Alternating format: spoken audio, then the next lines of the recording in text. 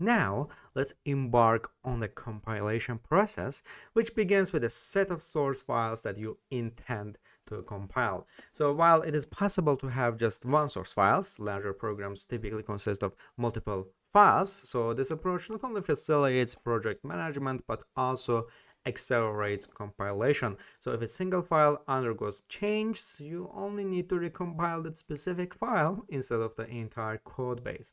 So C source file contains macros indicated by hashtag define. Now we will open the notepad here, and we will create some define here. So this is the C file macro here. So we will save it as a C main.myapp.c, and here, as you can see here, mousepad indicated that this is something that has macro, and write it on color font.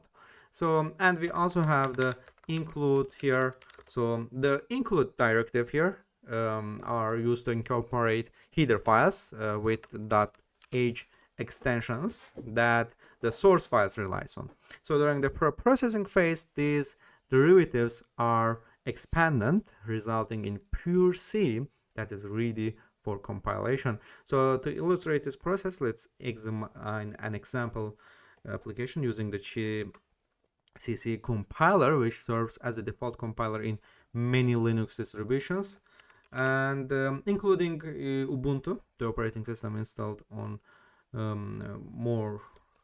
like the most popular operating system in Linux. But in Kali Linux you will also get that GCC compiler here. So it's important to keep in mind that the results obtained from other compilers like CLang or Visual Studio will be similar.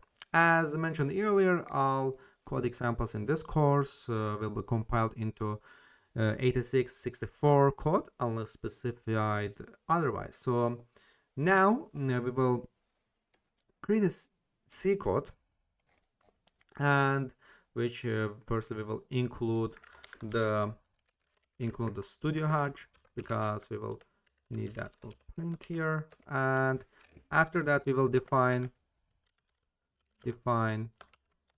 format string, and this format string is going to be S, as you know, and we will also define message, and it's going to be hello world. And after that we will create integer main here, and this integer argc here, character visuals here, and after that we will use the printf function, printf here. First we will pass the format string, and after that we will pass the message, which is hello world, traditional message here, and after that we will return 0. Let's close the braces here. Oops. That's it. And in a moment here you will see what happens with this file in the rest of the compilation process, but for now we will just consider the output of the pre-processing stage. So by default GCC will automatically execute all compilation phases, so you have to explicitly tell it to stop after pre-processing, and show you intermediate output, right? We will tell the GCC that. And here for GCC this can be done using the command GCC. Let's clear here. So GCC uppercase E parameter and P parameter. So where E here tells GCC to stop after processing, and P here causes the compiler to omit debugging information so that the output is a bit cleaner, right? So here we will write GCC EP, and after that we need to go to desktop because we saved this file in desktop, and here let's save it on desktop here. And here we have my app.c and clear. So gcc e p, and after that we will pass our file, which is named my app.c, and here it is. So this is pre-processing phase here, and we have these informations. So the studio.h header is included in this entirety with all of its type definitions, global variables, and functions prototypes copied into the source files. So because this happens for every include directive here, and let's actually copy that.